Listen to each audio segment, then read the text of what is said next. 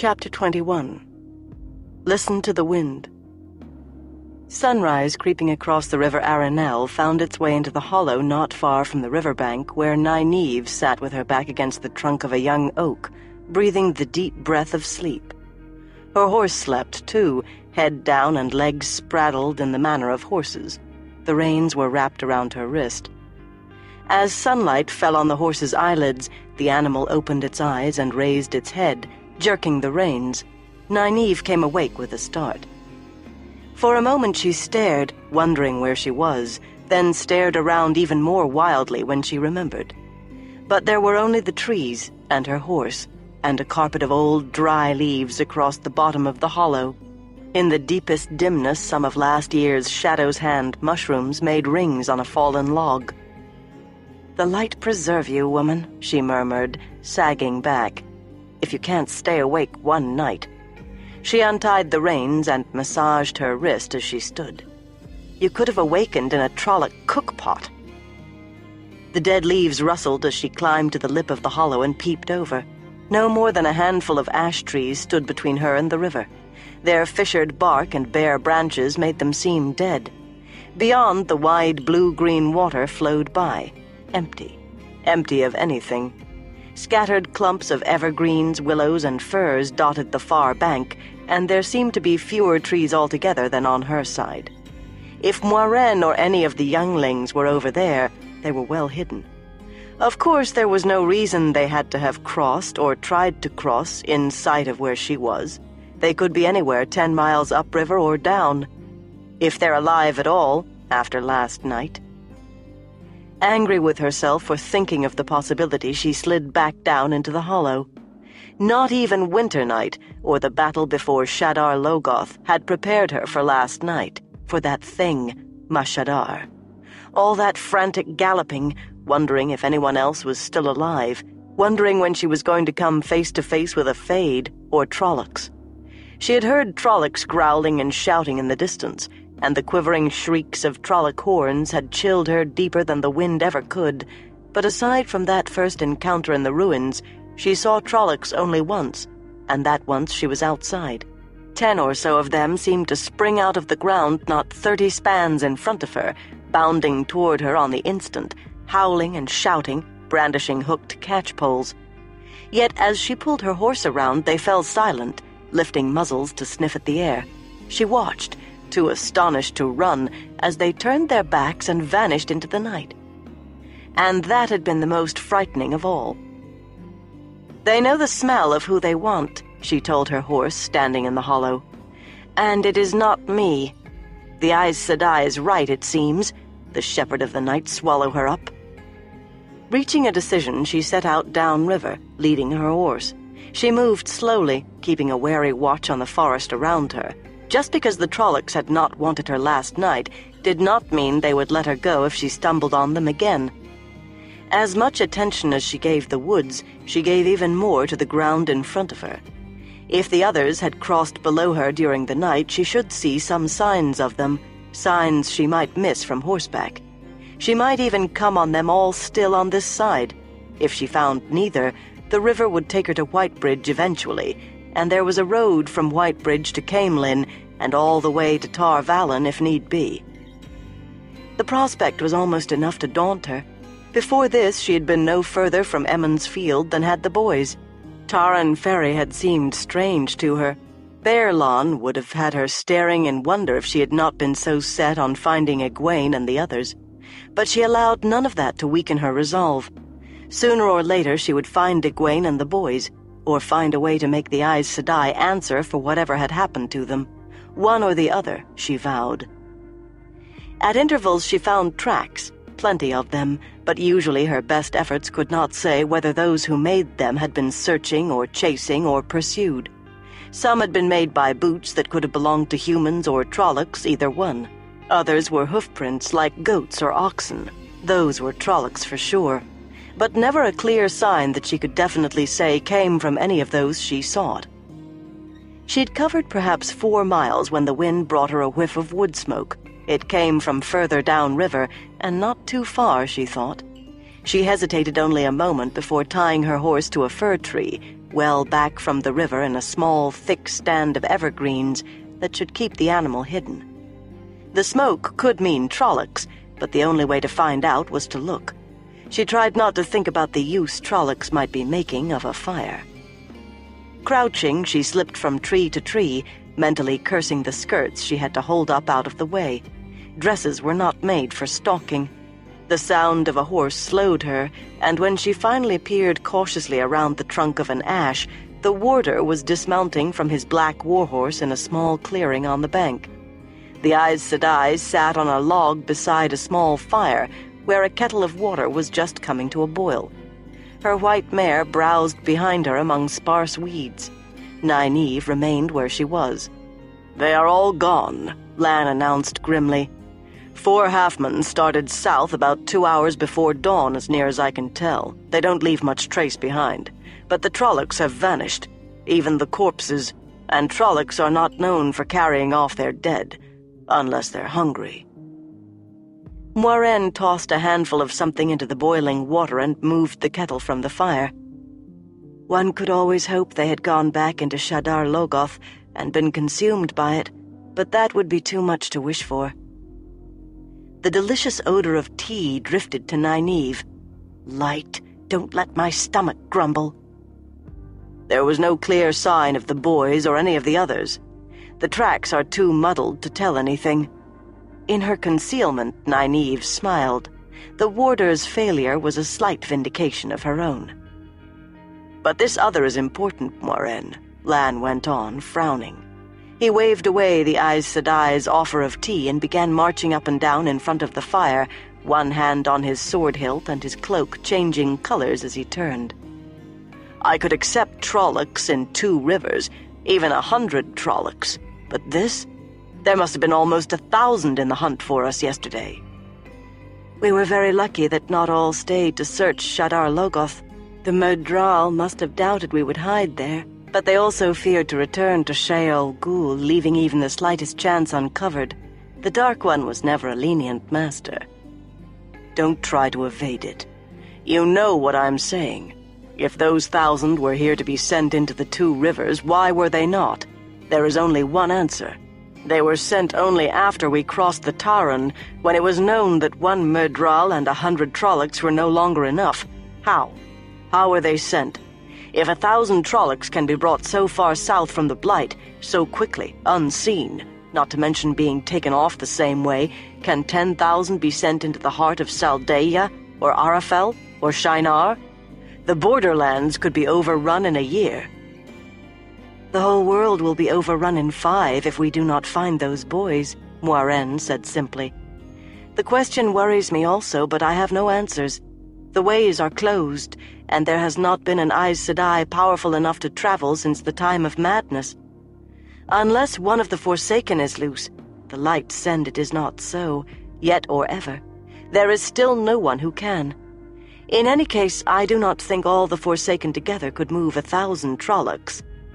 Let us deal with the problems that face us here and now. Everything else must wait." The boys. It was not a question. "I have not been idle while you were away. One is across the river and alive. As for the others, there was a faint trace downriver, but it faded away as I found it. The bond had been broken for hours before I began my search." Crouched behind her tree, Nynaeve frowned in puzzlement. Lan stopped his pacing. "You think the half-men heading south have them?" "Perhaps." Moiraine poured herself a cup of tea before going on. "But I will not admit the possibility of them being dead. I cannot. I dare not. You know how much is at stake. I must have those young men. That Sheol Ghul will hunt them, I expect. Opposition from within the White Tower, even from the Amerlin seat, I accept. There are always Aes Sedai who will accept only one solution. But..." Suddenly she put her cup down and sat up straight, grimacing. "If you watch the wolf too hard," she muttered, "a mouse will bite you on the ankle." And she looked right at the tree behind which Nynaeve was hiding. "Mistress Almira, you may come out now if you wish." Nynaeve scrambled to her feet, hastily dusting dead leaves from her dress. Lan had spun to face the tree as soon as Moiraine's eyes moved. His sword was in his hand before she finished speaking Nynaeve's name. Now he sheathed it again with more force than was strictly necessary. His face was almost as expressionless as ever, but Nynaeve thought there was a touch of chagrin about the set of his mouth. She felt a stab of satisfaction. The warder had not known she was there, at least. Satisfaction lasted only a moment, though. She fastened her eyes on Moiraine and walked toward her purposefully. She wanted to remain cold and calm, but her voice quivered with anger. "What have you meshed Egwene and the boys in? What filthy Aes Sedai plots are you planning to use them in?" The Aes Sedai picked up her cup and calmly sipped her tea.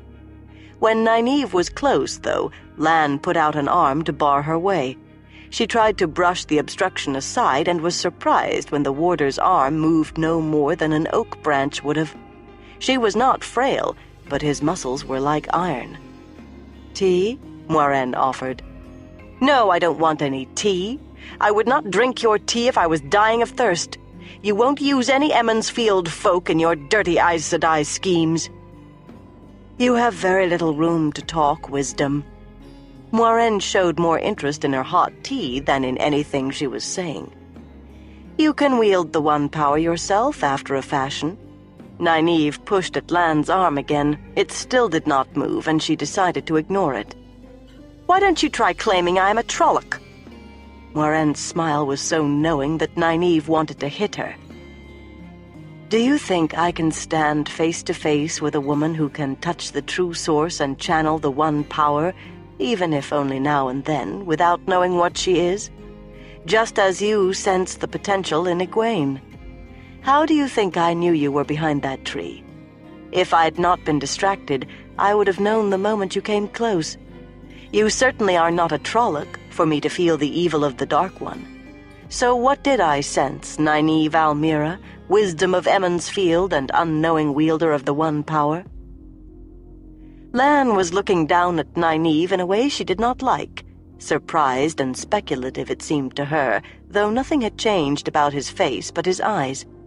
Egwene was special. She'd always known that. Egwene would make a fine wisdom. They're working together, she thought, trying to put me off balance. "I won't listen to any more of this. You must listen," Moiraine said firmly. "I had my suspicions in Emond's Field even before I met you. People told me how upset the wisdom was that she had not predicted the hard winter and the lateness of spring. They told me how good she was at foretelling weather, at telling the crops. They told me how wonderful her cures were, how she sometimes healed injuries that should have been crippling so well there was barely a scar and not a limp or a twinge. The only ill word I heard about you was from a few who thought you too young for the responsibility, and that only strengthened my suspicions. So much skill, so young. Mistress Baron taught me well." She tried looking at Lan, but his eyes still made her uncomfortable, so she settled for staring over the Aes Sedai's head at the river.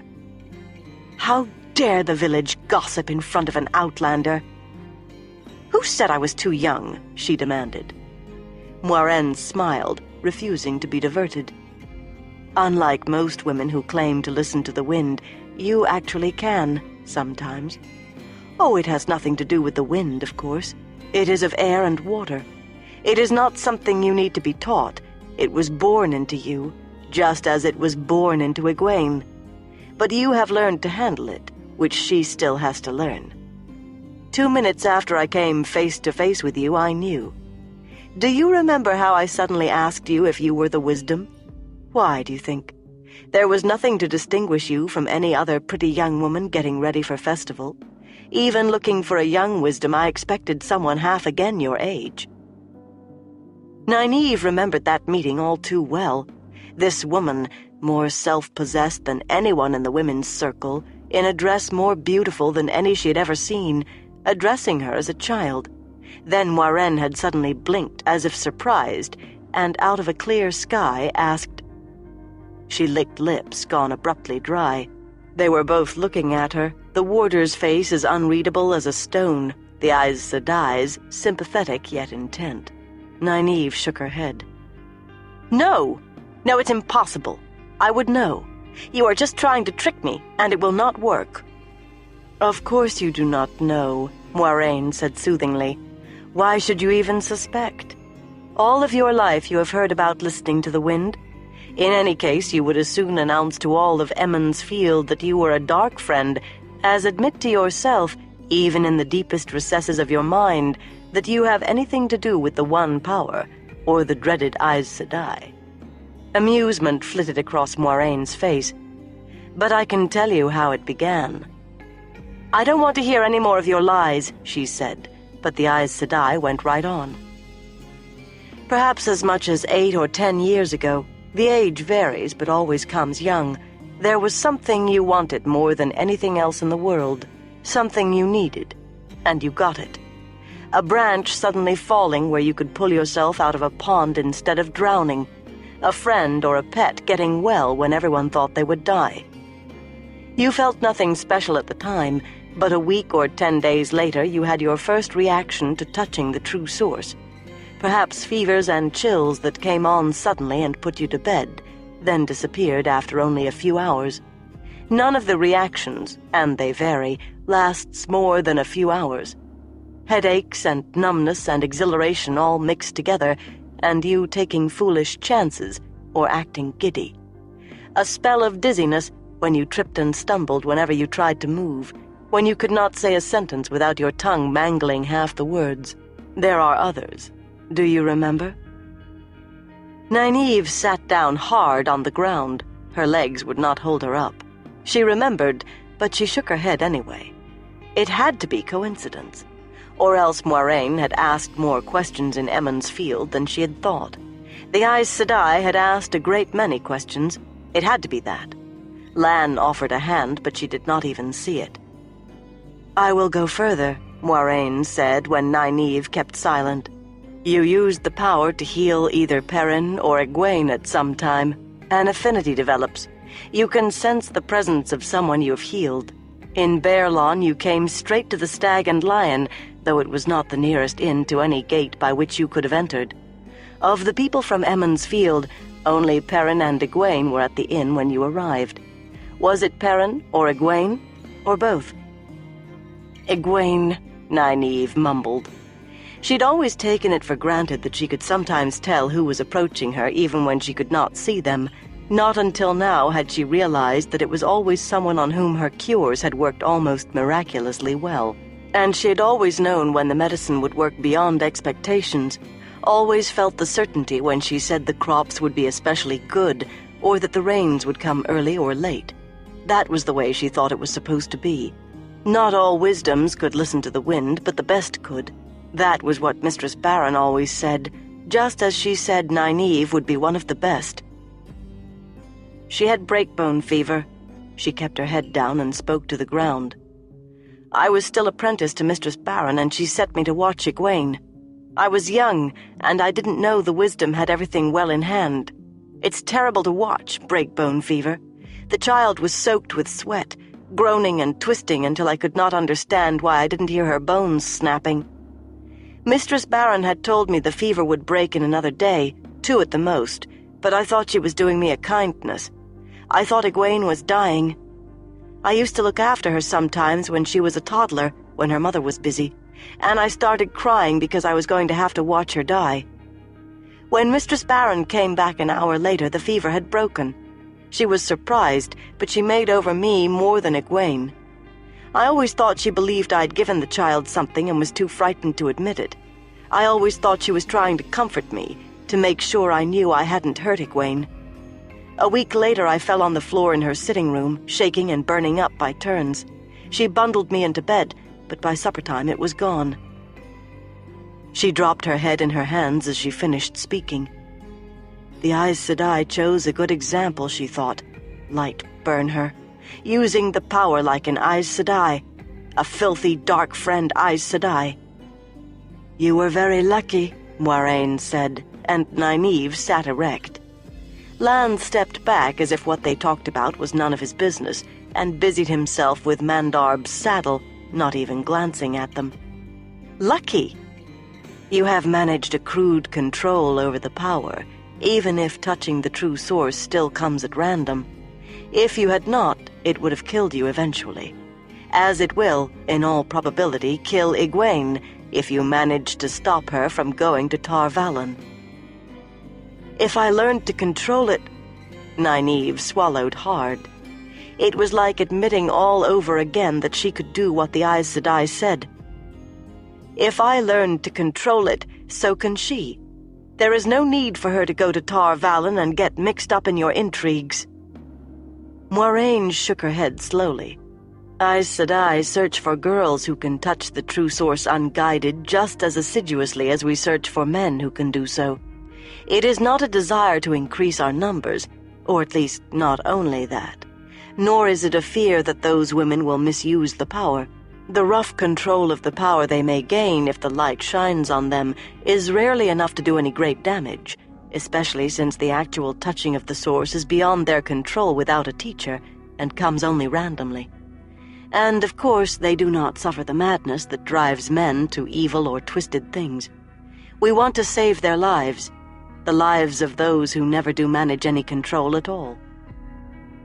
The fever and chills I had couldn't kill anyone, Nynaeve insisted. Not in 3 or 4 hours. I had the other things too, and they couldn't kill anybody either, and they stopped after a few months. What about that? Those were only reactions, Moiraine said patiently. Each time the reaction comes closer to the actual touching of the source, until the two happen almost together. After that, there are no more reactions that can be seen, but it is as if a clock has begun ticking. A year? 2 years? I know one woman who lasted 5 years. Of 4 who have the inborn ability that you and Egwene have, 3 die if we do not find them and train them. It is not as horrible a death as the men die, but neither is it pretty, if any death can be called so. Convulsions, screaming. It takes days, and once it begins, there is nothing that can be done to stop it, not by all the Aes Sedai and Tar Valon together. You're lying. All those questions you asked in Emond's Field. You found out about Egwene's fever breaking, about my fever and chills, all of it. You made all of this up. You know I did not, Moiraine said gently. Reluctantly, more reluctantly than she had ever done anything in her life, Nynaeve nodded. It had been a last stubborn effort to deny what was plain, and there was never any good in that, however unpleasant it might be. Mistress Barron's first apprentice had died the way the Aes Sedai said when Nynaeve was still playing with dolls, and there'd been a young woman in Devon Ride only a few years ago. She had been a wisdom's apprentice too, one who could listen to the wind. You have great potential, I think, Moiraine continued. With training you might become even more powerful than Egwene, and I believe she can become one of the most powerful Aes Sedai we have seen in centuries. Nynaeve pushed herself back from the Aes Sedai as she would have from a viper. No! I'll have nothing to do with... With what? Myself? She slumped, and her voice became hesitant. I would ask you not to tell anyone about this. Please? The word nearly stuck in her throat. She would rather Trollocs had appeared than she had been forced to say please to this woman. But Moiraine only nodded assent, and some of her spirit returned. None of this explains what you want with Rand and Mat and Perrin. The Dark One wants them, Moiraine replied. If the Dark One wants a thing, I oppose it. Can there be a simpler reason, or a better? She finished her tea, watching Nynaeve over the rim of her cup. Lan, we must be going. South, I think. I fear the wisdom will not be accompanying us. Nynaeve's mouth tightened at the way the Aes Sedai said, wisdom. It seemed to suggest she was turning her back on great things in favor of something petty. She doesn't want me along. She's trying to put my back up so I'll go back home and leave them alone with her. Oh yes, I will be going with you. You cannot keep me from it. No one will try to keep you from it, Lan said as he rejoined them. He emptied the tea kettle over the fire and stirred the ashes with a stick. A part of the pattern, he said to Moiraine. Perhaps so, she replied thoughtfully. I should have spoken to Min again. You see, Nynaeve, you are welcome to come. There was a hesitation in the way Lan said her name, a hint of an unspoken Sadai after it. Nynaeve bristled, taking it for mockery, and bristled too at the way they spoke of things in front of her, things she knew nothing about, without the courtesy of an explanation, but she would not give them the satisfaction of asking. The warder went on preparing for departure, his economical motions so sure and swift that he was quickly done, saddlebags, blankets, and all fastened behind the saddles of Mandarb and Aldib. "I will fetch your horse," he told Nynaeve, as he finished with the last saddle tie. He started up the riverbank, and she allowed herself a small smile. After the way she had watched him undiscovered, he was going to try to find her horse unaided. He would learn that she left little in the way of tracks when she was stalking. It would be a pleasure when he came back empty-handed. "Why south?" she asked Moiraine. "I heard you say one of the boys is across the river, and how do you know?" "I gave each of the boys a token. It created a bond of sorts between them and me. So long as they are alive and have those coins in their possession, I will be able to find them." Nynaeve's eyes turned in the direction the warder had gone, and Moiraine shook her head. "Not like that. It only allows me to discover if they still live, and find them should we become separated. Prudent, do you not think, under the circumstances?" "I don't like anything that connects you with anyone from Emond's Field," Nynaeve said stubbornly. "But if it will help us find them, it will. I would gather the young man across the river first if I could." For a moment frustration tinged the Aes Sedai's voice. "He is only a few miles from us, but I cannot afford to take the time. He should make his way down to Whitebridge safely now that the Trollocs have gone. The two who went downriver may need me more. They have lost their coins, and Myrddraal are either pursuing them or else trying to intercept us all at Whitebridge." She sighed. "I must take care of the greatest need first." "The Myrddraal could have killed them," Nynaeve said. Moiraine shook her head slightly, denying the suggestion as if it were too trivial to be considered. Nynaeve's mouth tightened. "Where is Egwene, then? You haven't even mentioned her." "I do not know," Moiraine admitted, "but I hope that she is safe." "You don't know? You hope? All that talk about saving her life by taking her to Tar Valon, and she could be dead for all you know." "I could look for her and allow the Myrddraal more time before I arrive to help the two young men who went south. It is them the Dark One wants, not her. They would not bother with Egwene, so long as their true quarry remains uncaught." Nynaeve remembered her own encounter, but she refused to admit the sense of what Moiraine said. "So the best you have to offer is that she may be alive if she was lucky. Alive, maybe alone, frightened, even hurt, days from the nearest village or help except for us, and you intend to leave her. She may just as easily be safe with the boy across the river, or on her way to Whitebridge with the other two. In any case, there are no longer Trollocs here to threaten her, and she is strong, intelligent, and quite capable of finding her way to Whitebridge alone if need be. Would you rather stay on the chance that she may need help, or do you want to try to help those we know are in need? Would you have me search for her and let the boys and the Myrddraal who are surely pursuing them go? As much as I hope for Egwene's safety, Nynaeve, I fight against the Dark One, and for now that sets my path." Moiraine's calm never slipped while she laid out the horrible alternatives. Nynaeve wanted to scream at her. Blinking back tears, she turned her face so the Aes Sedai could not see. Light. A wisdom is supposed to look after all of her people. Why do I have to choose like this? "Here is Lan," Moiraine said, rising and settling her cloak about her shoulders. To Nynaeve it was only a tiny blow as the warder led her horse out of the trees. Still, her lips thinned when he handed her the reins. It would have been a small boost to her spirits if there had been even a trace of gloating on his face instead of that insufferable stony calm. His eyes widened when he saw her face, and she turned her back on him to wipe tears from her cheeks. How dare he mock my crying? "Are you coming, Wisdom?" Moiraine asked coolly. She took one last slow look at the forest, wondering if Egwene was out there before sadly mounting her horse. Lan and Moiraine were already in their saddles, turning their horses south. She followed stiff-backed, refusing to let herself look back. Instead, she kept her eyes on Moiraine.